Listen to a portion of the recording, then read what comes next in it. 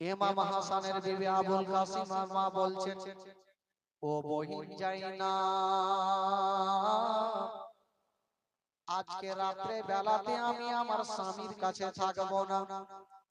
বলল, কোথায় যাবেন ভাবি সাহেবা? বলছেন, বহিন জাইনাব, আমি যাব আমার নানার রওজা মোবারকাতে দোয়া করার জন্য। নানার রওজার জালি ধরে আমি কানবো, যেমন আল্লাহ তাআলা আমার স্বামীকে ভালো করে দেয়। আজকে আমি থাকবো না। বাবা কথাই বলে, কাউরি বিবি যদি অসুস্থ হয় তবে স্বামীর মনটা ভালো করবে না, আর কাউরি স্বামী যদি অসুস্থ হয় তবে বিবির মনটা ভালো করবে না। তাই বিবি ভাবছেন, আমার স্বামী অসুস্থ, আমি যাব আর আমার নানার রওজা মোবারকে একটু দোয়া করব, যেন আমার নানার ওসিলা দিয়ে আমার স্বামীকে আল্লাহ ভালো করে দেয়। তবে জাইনাব, একটা কথা শোনো বহিন, আমার স্বামীর জন্য আমি দোয়া করতে যাব, তবে আমার স্বামীর কাছে তুমি সব সময় পাহারা দিও। জানি না কোন দিক থেকে কোন দুশমন ঘরের মধ্যে চলে আসতে পারে। বলছো যে বগেরে চাই না, বলছো যে চাই না রে, আমি এই যে দেখো খাবারের ব্যবস্থা করে দিয়ে গেলাম, ফলমূল রেখে গেলাম, যা চাইবে তুমি তা দিয়ে দিও, কোন জিনিসের কমি রাখলাম না। বলছেন, বহিন জাইনাব, আমি ফলমূল সব রেখে গেলাম, যখন আমার স্বামী তোমার কাছে কিছু চাইবে তখন তুমি সঙ্গে সঙ্গে দিয়ে দিও। তবে বহিন জাইনাব রে, তুমি একটু সব সময় পাশে বসে থাকিও। বাবা গো, বিষটা খেয়ে দিয়েছিল ইমাম হাসান, বাবা বিছানাতে শুয়ে আছে, ঘুমটা চলে এসেছে, আর এইদিকে ইমাম হাসানের বিবি হাসান বানু চলে গেছেন বাবা নবীর রওজা মোবারকায় দোয়া করার জন্য। কেমন চলে গেছেন বাবা, ও বাবা ইমাম হাসান বানু বাবা গো নবীর রওজার জালি ধরে কাঁদতেছে, আর এইদিকে ইমাম হাসান বাড়িতে ঘুমিয়ে আছে। ইমাম হাসান যখন ঘুমিয়ে গেছেন, পার্শ্বে বহিন জাইনাব ছিল। জাইনাব বলছেন, আল্লাহ, হুজুর যখন ঘুমিয়ে গেল আমি আর জেগে করব কি, আমি একটু ঘুমিয়ে যাই।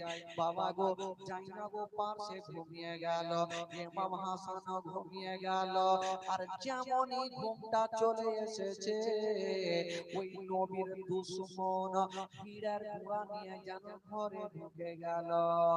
যেমনই ঘরে ঢুকেছে বাবা, ওই হীরার গুঁড়া খানা কিসে দেবে গো? কোন তরকারিতে দেওয়া যাবে না, ধরা পড়ে যাব। কোন ভাতে দেওয়া যাবে না, ধরা পড়ে যাব। তবে হীরার গুঁড়া খানা কিসে দেবে? ওই নবীর দুশমন চতুর্দিকে তাকিয়ে দেখছেন গো, হীরার গুঁড়া কাটা আমি কিসে দেব? বাবা তরকারিতে দেওয়া যাবে না, ভাতে দেওয়া যাবে না। ওই নবীর দুশমন চতুর্দিকে তাকিয়ে তাকিয়ে দেখছে। বাবা গো, চতুর্দিকে তাকিয়ে দেখতেছিল, একটা চামড়ার কলসি সুরাহা রাখা ছিল, যে কলসির মুখখানা ইমাম হাসানের বিবি যেন সুন্দর করে বেঁধে রেখেছিল, 7টা গিরহা দিয়েছিল। যদি কেউ গিরহা গুলা খুলে তবে ধরা পড়ে যাবে। বাবা গিরহা দিয়া বাবা কলসিটা রেখেছিল। ওই নবীর দুশমন হীরার কুড়া নিয়া ভাবছে, যদি আমি কলসির মুখটা খুলে ওই সুরাহাতে বিষখানা দিই তবে হয়তো ধরা পড়ে যাব। ওই কলসির মুখটা খুললো না, ওই হীরার বড়িখানা নিয়া যে কলসিতে বাবা মুখটা বাঁধা ছিল ওই বিষখানা নিয়া কাপড়ের উপরে ঘষতে আরম্ভ করেছে। যেমনই ঘষতে লেগেছে বাবা, ধুলো ধুলো হয়ে ওই পানির মধ্যে মিশে গেল। যেমনই পানির মধ্যে বাবা গো ওই বিষখানা মিশে গেছে, বাবা গো নবীর দুশমন ভাবছে বিষ দেওয়া হয়ে গেল। বাবা বিষখানা দিয়া যেমনই নবীর দুশমন বাড়ি থেকে বের হবে, দুটা পায়ে যেন টাচ হয়ে গেল, আর ইমাম হাসানের ঘুমটা ভেঙে গেল। যেমনই ঘুম ভাঙলো বাবা, ইমাম হাসান বলছেন বহিন জাইনাব রে, তাড়াতাড়ি জেগে যাও বহিন, আর ঘুমাবার সময় নাই। ভাই আপনি জেগে গেলেন? বলে হ্যাঁ বহিন জেগে গেলাম। তবে বহিন জাইনাব একটা কথা শোনো, তুমিও ঘুমিয়ে গেছিলে, আমিও ঘুমিয়ে গেছিলাম, আর ঘুমের মধ্যে আমি একটা স্বপ্ন দেখলাম। কি স্বপ্ন দেখেছেন? বলছেন বহিন রে, আমি স্বপ্নের কথা তোমাকে পরে বলবো। বলছেন বহিন চাই না, স্বপ্নের কথা পরে বলবো, তবে যে স্বপ্নখানা দেখেছি আমার হুলকটা শুকিয়ে গেছে। বহিন আমার হুলকটা শুকিয়ে গেছে, যদি পারো তবে আমাকে এক পিয়ালা পানি দিয়া দাও। জাইনাব চতুর্দিকে তাকিয়ে দেখছেন গো, বাবা গো একটা পানির কি বলে চামড়ার কলসিতে বাবা গো পানি রাখা, আর মুখটা সাদা কাপড়ে ঢাকা। ওই জাইনাব বলছেন হুজুর আপনি পানি চেয়েছেন পানি দেব, তবে একটা কথা, আপনি পানি চেয়েছেন না, আপনাকে পানি দেব। বলে যাই না, আমার যে হুলকুমখানা শুকিয়ে গেছে, আমার হুলকুমখানা শুকিয়ে গেছে, আজকে পানি দাও। যাই না বলছেন হুজুর আপনাকে পানি দেব, তবে হুজুর গো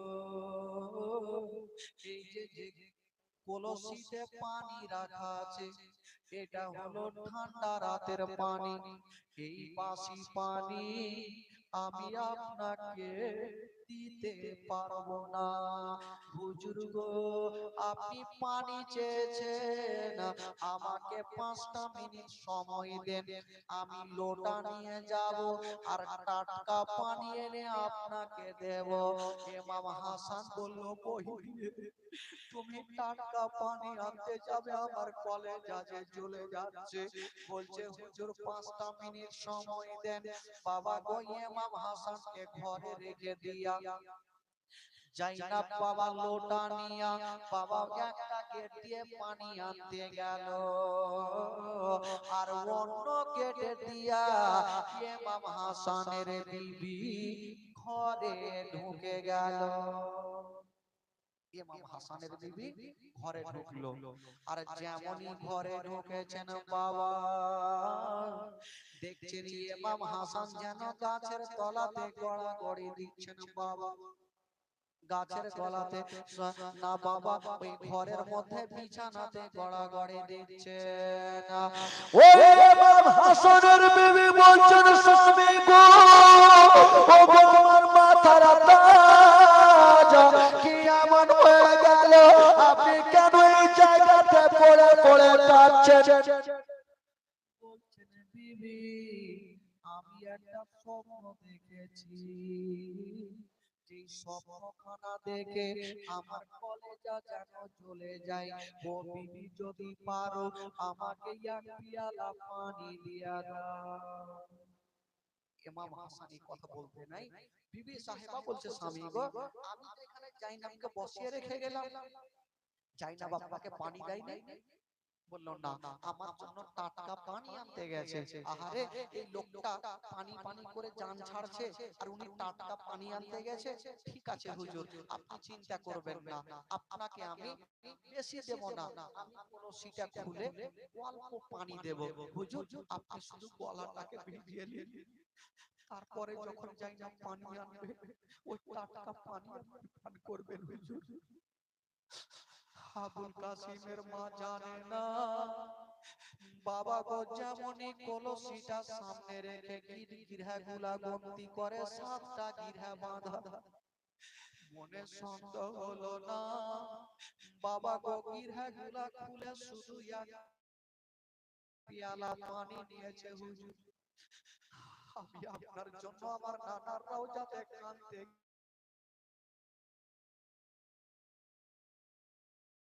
স্বামী জগতে বেঁচে নাই, তার দুনিয়াতে কিছুই নাই, গলাটা ভিজিয়ে নিন। বাবা গো ইমাম হাসান যেমনই পানি খানা নিয়ে শুধু মুখে দিয়েছে, ইমাম হাসান বলছেন, বিবি আমার, তুমি আমাকে পানি দিয়েছে না বিষ দিয়েছো? বলে, যা কেন জ্বলে যাচ্ছে? বলল, স্বামী গো আমার, তো নিজে 7টা গিরহা দিয়েছিলাম কলসিতে, কে আমির দুশমন এসে বিষ দিয়েছে স্বামী গো আমি জানি না। এই দিকে কথা চলছে আর ওই দিকে বহির জাইনাব টাটকা পানি লোটাতে নিয়ে হাজির হয়ে গেল। দেখছেন ইমাম হাসান কাটা মুরগির মতো ছটফট করছে বিছানায়। বলছেন, ভাবি সাহেবা কি এমন হলো? আমি তো হুজুরকে ভালো দেখে গেলাম। বলো জাইনাব রে, ওরে জাইনাব, তুমি তাতে এই সোরালা থেকে বিষ মিশিয়ে দিয়েছে রে বগি। জাইনাব বললেন, ভাবি সাহেব আমি কিছু জানি না, কে আমার দুশমন মিশালো আমি কিছু জানতে পারলাম না। বাবা গো, এবার জাইনাব দেখছেন ইমাম হাসান যেন ছটফট করছে। বিবি আমার, ওরে বোন জাইনাব রে, আমাকে তাড়াতাড়ি করে আমার নানার রওজা মোবারকায় নিয়ে চলো। আমি যতক্ষণ যাব না আমার বিছখানা শান্তি হবে না। হীরার গুড়া বাবা গো, যে গুড়াতে কাঁচ পর্যন্ত ফেরে দেয়, ওই হীরার গুড়া যদি ব্যাটে যায়, বলুন তার অবস্থা কি হবে? বাবা, ইমাম হাসান যেমন বাবা একটা মুরগির গলা কাটলে যেন ছটফট করে, ইমাম হাসান যেন বাবা ছটফট করে লাফাচ্ছে। বাবা, ইমাম হাসান যেন বাবা সহ্য করতে পারে না। বলছো নবী আমার, একটা তোমাকে কথা বলে দি, দুনিয়ার পানি আর আমার মসজিদে জুটলো না, টাটকা পানি জুটলো না। টাটকা পানি তুমি রেখে দাও, এই টাটকা পানি আমার কপালে নাই রে বই। ওরে জাইনাব রে, জাইনাব বলছেন, ভাইয়া দাদা গো, আপনি একটা যে স্বপ্ন দেখেছিলেন, বলুন সে স্বপ্নটা কি দেখেছেন? ইমাম হোসেন বলল, শুনো। ইমাম হাসান বলছেন, বহি জাইনাব শোনো, আমি স্বপ্ন দেখলাম আমার কপালের মিডিলে যেন কুল হু আল্লাহ সূরা লেখা দেখলাম।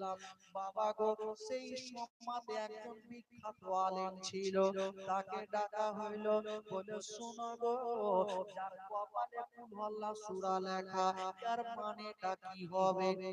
ওই বিখ্যাত আলিম বলছে, শোনো গো, এর মানে যদি সত্য হয়, যার কপালে কুল হু আল্লাহ সূরা লেখা, সে আর বেশিক্ষণ জগতে বাঁচবে না। এই কথা বলতে নাই বাড়িতে সবাই কাঁদতে আরম্ভ করেছে।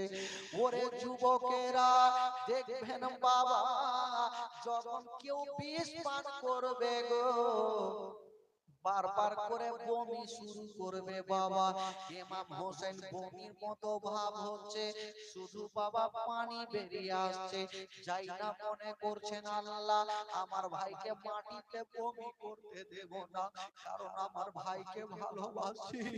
ওই চাই না ভাইয়ের ময়া দেখে বাবা গো ঘরের মধ্যে দৌড়িয়ে গেল, একখানা থালা এনে রেখে দিল।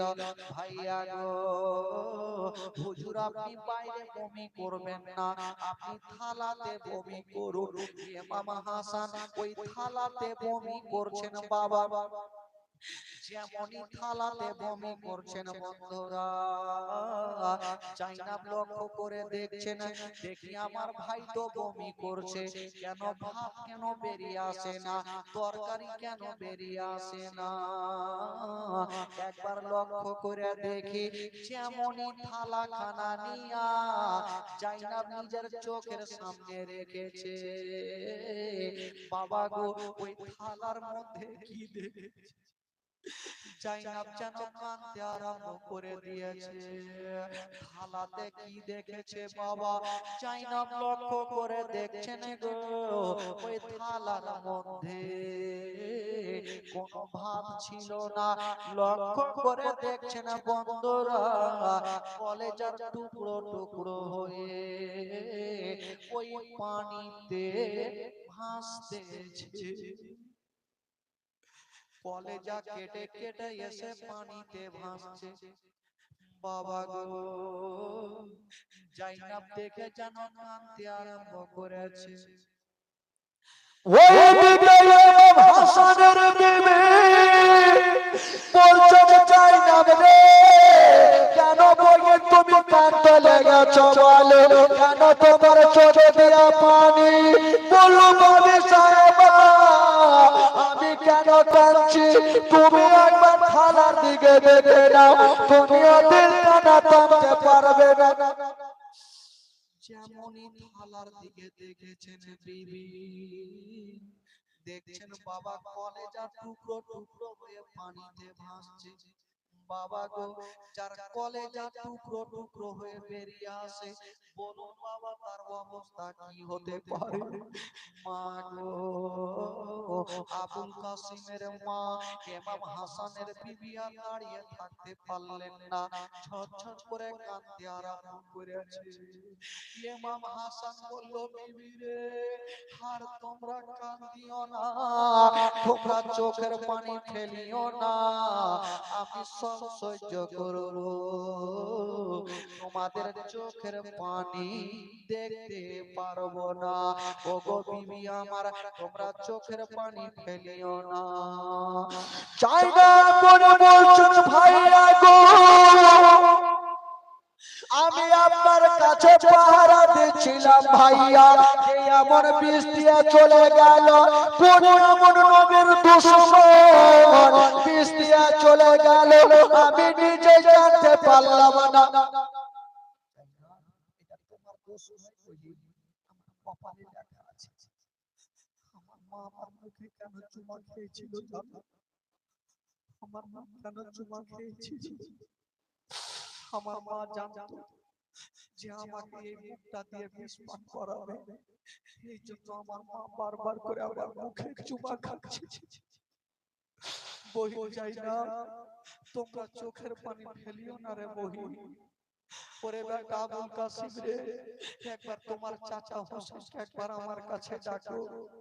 আবুল কাসিম দৌড়াতে দৌড়াতে গেল, আর ইমাম হোসেনকে বলছেন, চাচা গো তাড়াতাড়ি চলুন, বরবাদ হয়ে গেল। কি হলো বেটা? বললো, চাচা গো আমার আব্বা অসুস্থ হয়ে গেছে। ইমাম হোসেন দাদার কথা শুনে দেরি করলেন না, দাদার কথা শুনে দেরি করলেন না, ছুটে গেলেন বাবা। যেমন যেতে নাই লক্ষ্য করে দেখছেন বাবা, যেমন একটা মুরগির গলা কাটলে যেন ছটফট করে, ইমাম হাসান যেন বাবা ছটফট করছে, মাটিতে গড়াগড়ি দেয়। ইমাম হোসেন টেনে যেন মুখখানে লাগিয়ে নিয়েছে। দাদা দাদা তো কি এমন হয়ে গেল? বলছে, ভাই হোসেন রে আমার কি হয়ে গেল রে ভাই? এই যে আমি কলসির পানি পান করেছিলাম ভাই, আমার এই অবস্থা। ইমাম হোসেন বলছে দাদা গো, যখন তুমি পানি পান করেছো দাদা, আমিও কলসির পানি পান করব। ইমাম হোসেন যেমনই কলসি খানা হাতে নিয়েছেন বাবা, যেমনই হাতে নিয়া ওই কলসির পানিটা পান করতে যাবে, ইমাম হাসান দেখছেন আল্লাহ গো, আমি পানি পান করার পরে আমার কলেজা খানা জ্বলে যাচ্ছে। আমার ভাই যদি পানি পান করে, আমার ভাই হোসেনের কলেজা খানা জ্বলে যাবে, আমার ভাইকে আমি পানি পান করতে দেব না। ও বন্ধুরা, সঙ্গে সঙ্গে ইমাম হাসান উঠে গেল আর ভাইয়ের হাতে একটা বাড়ি মেরে দিল। যেমনই বাড়ি মারতে নাই বাবা গো, যে হাতে কলসি খানা ছিল, কলসি খানা যেন ছিটকে জমিনে পড়ে গেল। আর যেমনই পড়তে নাই কলসি খানা ভেঙে গেল, আর যেমনই ভাঙতে নাই কলসির পানি যেন মাটিতে পড়ে গেছে। মা গো, যেমনই কলসির পানি মাটিতে পড়েছে মা, যতদূর পর্যন্ত পড়েছে মা, ওই মাটি পর্যন্ত চলে গেছে। বাবা গো, যে মাটিতে বাবা গো ওই বিষে মাটি পর্যন্ত জ্বলিয়ে দেয়, ওই বিষ যদি পেটে যায় বলুন অবস্থা কি হতে পারে? ইমাম হোসেন জিজ্ঞাসা করছেন দাদা, দাদা গো আপনি বলুন আপনাকে বিষটা কে দিয়েছে? ইমাম হোসেন বলল ভাই, ইমাম হাসান বলল ভাই হোসেন রে, আমি পিছন থেকে তাকে দেখেছি ভাই, আমি তার নামখানা বলবো না, তবে ভাই হোসেন রে, এখন যদি আমি তোমাকে নামখানা বলে দিই তবে তুমি কি করবে? বলছে ভাই হোসেন, আমাকে যদি নামখানা তুমি বলে দাও ভাই, আমি তাকে জিন্দা জবাই করে দেব। ইমাম হোসেন বলেছিল না, যদি উনি হয় আল্লাহ তার বিচার করবে, আর উনি যদি না হয় এখন তুমি তাকে জিন্দা রাখবে না, তার শাস্তি আমাকে নিতে হবে। ভাই হোসেন রে, আমি তার নামখানা বলবো না। বাবা গো, ইমাম হাসান বলছে ভাই হোসেন রে, আমাকে যে বিষ দিয়েছে আমি আল্লাহকে সঁপে দিলাম, আল্লাহ তার বিচার করবে। বাবা গো, ইমাম হাসান বাবা অসুস্থ হয়ে বিছানাতে পড়ে গেছে, যেমনই পড়ে গেছে মা, ইমাম হাসান অসুস্থ হয়ে বিছানায়, বাবা গো আর চোখ দিয়ে পানি। বিবি সাহেবা যদি দেখে যে স্বামীর ইন্তিকাল হচ্ছে, ওই বিবি সাহেবা কেমন করবে ভাই? ইমাম হোসেন ভাবছে আমার দাদাকে নানা রওজাতে নিয়ে যাব। যেমনই উঠে দাঁড় করিয়েছেন বাবা, ইমাম হাসান যেন দাঁড়িয়ে গেল, কিন্তু দাঁড়িয়ে থাকতে পারে না, জমিনে পড়ে গেল। বিবি সাহেবা কাঁদতে লেগেছে, স্বামী গো, ওগো আমার মাথার তাজ, হয়তো আপনি কি আর বাঁচবেন না। বলল না রে বিবি। ইমাম হাসান বলছে ও ভাই হোসেন, আচ্ছা বলো আমার চেহারা কেমন দেখতে লাগে? ইমাম হোসেন একবার গাছের পাতার দিকে দেখছেন, একবার ভাই হাসানের দিকে দেখছেন, আর বলছেন ভাই হাসান, ওগো দাদা গো, গাছের পাতা যেমন সবুজ হয়ে যায়, আপনার চেহারা সবুজ হয়ে যায়। বাবা গো, এই কথা বলে দিয়া ইমাম হাসান বলল ভাই হোসেন রে, আমি তো দুনিয়াটা ছেড়ে যাব ভাই রে, তবে একটা কথা শোনো, আমার বিবিকে রেখে গেলাম, আমার বেটাকে রেখে গেলাম।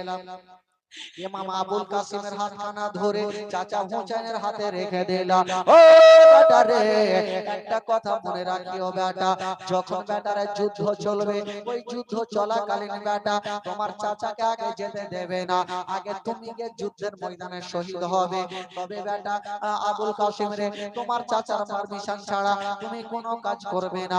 এই কথা বলতে নাই ইমাম হোসেন একবার উপরে, ইমাম হাসান একবার উপরে নজর করলেন, আর যেমন নিচে নজর করেছেন বাবা, দেহ থেকে রূহ পারবাজ হয়ে গেল। সকলে পড়ুন, ইন্না লিল্লাহি ওয়া ইন্না ইলাইহি রাজিউন। আল্লাহুম্মা সাল্লি আলা সাইয়্যিদিনা মাওলানা মুহাম্মদ ওয়া আলা আলি সাইয়্যিদিনা ওয়া আলা আলি সাইয়্যিদিনা মাওলানা মুহাম্মদ সাল্লাল্লাহু তাআলা আলাইহি ওয়াসাল্লাম। রাত্রি প্রায় 11টা, আড়াই ঘন্টা হলো ভাই। আয়াত পাকে মুলাকাত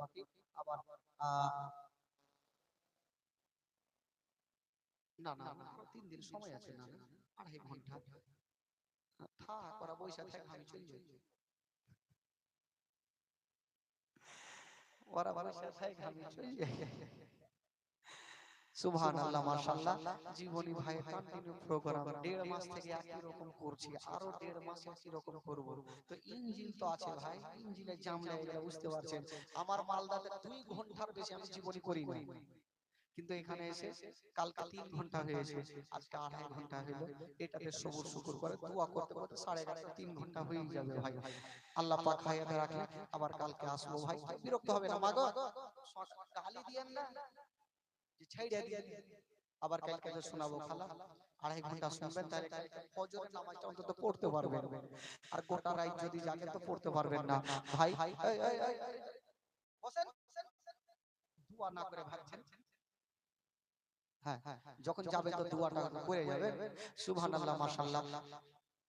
হ্যাঁ, তবে একটা ছোট্ট করে দোয়া করব ভাই, দোয়াতে যদি শামিল হতে চান ভাই, একটু আপনারা সেই তাহলে দোয়াটা ভালো লাগবে। গুছিয়ে আসবেন না, যেমন ক্যাম্প করি আপনারা গুছিয়ে আসেন, ওই চাচা ওই ওই আসুন আসুন আসেন, দোয়া করব, ওই এদিকে আসেন, এদিকে আসেন, উঠে আসেন, উঠে আসেন, দোয়া হবে ভাই, দোয়া আসেন আসেন। এখনো চা হয়নি, ও চা ঘইটা গেছে, ঘইটা গেছিল মানে বাপরে यार, যত আছে यार, চা খেয়ে শেষ করে দিয়েছে। হ্যাঁ, কালকে ওয়ার্ল্ড কাপটা আসবেন খালা, বেশি আসবেন না, না হলে আমার নানা দাঁতি লেগে যাবে চা দিতে দিতে। তো মাশাআল্লাহ, একটা খুব ভালো লাগছে যে এখানে আপনারা শেষ পর্যন্ত, এই খালা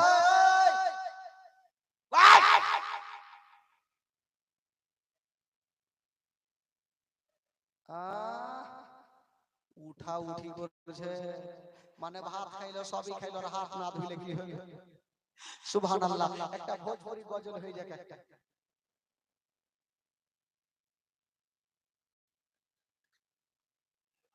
এটা কে দিয়েছে?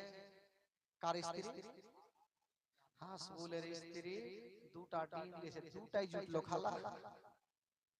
এই খালা, এই এই এই এই হইস না কে? হাই, কালকে খালা যত বাড়িতে ডিম আছে সব ব্যাগে ভরে নিয়ে আসবে, মুরগি মুরগা সব নিয়ে আসবে, পারলে কাঁথা ধরি গলি আসবে। হ্যাঁ, চিন্তা নাই। নানি হলো ও হাসপুলের স্ত্রী, আমার নানি, নানিকে নানাকে ধরে নিয়ে আসবে। হ্যাঁ, নানাকে ধরে নিয়ে আসবে। বেরাদার ইসলাম বন্ধুগণ, বাবাজি তবে আসেন একটা ছোট করে ভোজপুরি, না হলে পাঞ্জাবি গজল হয়ে যায়, ততক্ষণ একবার জোরে সোরে দুরূদ পাক পড়ে, গোটা মাজমা পড়েন আল্লাহুম্মা সাল্লি আলা سيدنا مولانا محمد وعلى آل سيدنا ওয়ালা আলি সাইয়্যিদানা। একবার গোটা মাজমা বলুন তো ভাই, সুবহানাল্লাহ, জোরে বলেন সুবহানাল্লাহ। সুবহানাল্লাহ। আরে শেষে তোরা হেলমেট কেন লাগিয়েছিস রে? জোরে বলেন সুবহানাল্লাহ। সুবহানাল্লাহ। মাশাআল্লাহ। একটা উর্দু দুটা ছন্দ হয়ে যায়, তারপরে হবে না হলে ইংরেজি, ভোজপুরি, মারাঠি। হায়া শরম না ধরম রহা, ঠিক नहीं ईमान की धक तेरी।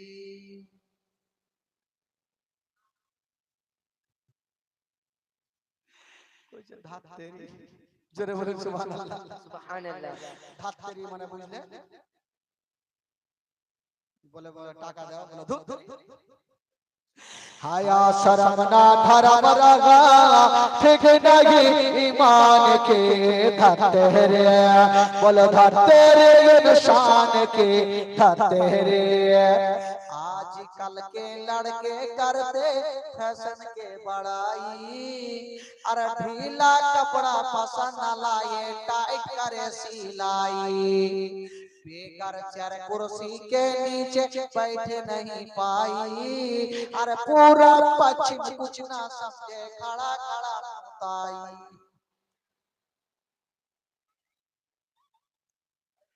আজকাল যুবক ছেলেরা এমন টাইট প্যান্ট পরবে গো, একটু যদি ছাপড়ে যায় আর বেলেট লাগিয়ে দাও ছর, টিকবে না। এই জন্য কবি লিখেছেন ছেলেরা দাঁড়িয়ে থাকে না, ওরা এই যে মোহাম্মদ কাটিং এর প্যান্ট পরে আছে। आजकल के लड़के करते फैशन के बड़ाई, अरे ढीला कपड़ा पसंद न लाए टाइट करे सिलाए, बेगर चर कुर्सी के नीचे बैठे नहीं पाई, अरे पूरे पश्चिम कुछ ना समझे खड़ा खड़ा मुताए, अरे मानुष तन में जन्म लिया बच्चे से जवान के धतेरे, बोलो धतेरे इंसान के धतेरे। আমার আপনারা বাড়িতে কোরআনে পাক পড়ছেন না খালি সিরিয়াল দেখছেন? এদিকে মানে টিভি নাই, খালি মোবাইল। আর মোবাইল যদি পাওয়া যায় তো স্বামীকে পর্যন্ত ভুলে যায়। হ্যাঁ খালা খবরদার, নিজের স্বামীকে কষ্ট দেবেন। আর আপনাদেরকে বলি একটা কথা, নিজের বিবিকে কখন আপনারা কষ্ট দেবেন না।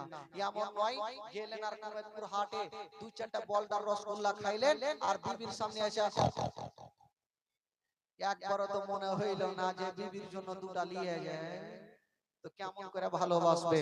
যাই শিক্ষারনি ওই শিক্ষারনি। বেরাদার বন্ধুগণ, বাবাজি, আমার মা বোনেরা, হায়াত বাকি মুলাকাত বাকি, লাস্টের সময় একটা ছোট্ট করে গজল বলে দিয়ে ইনশাআল্লাহ আজিজ বিদায় নেব।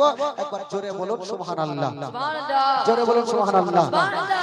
आइलो सरकार मक्का सगरिया मा, आइलो सरकार मक्का सगरिया मा, चांदन के ललबा तैबा नगरिया मा, चांदन के ललबा तैबा नगरिया मा, आमना बीबी के कले जाके टोकोड़ा, नूरानी चादर में गोरे गोरे मुखड़ा, नूरानी चादर में गोरे गोरे मुखड़ा, अरे चंदा चमके ला जैसे बदरिया मा, चंदा चमके ला जैसे बदरिया मा, चांदन के ललबा तैबा।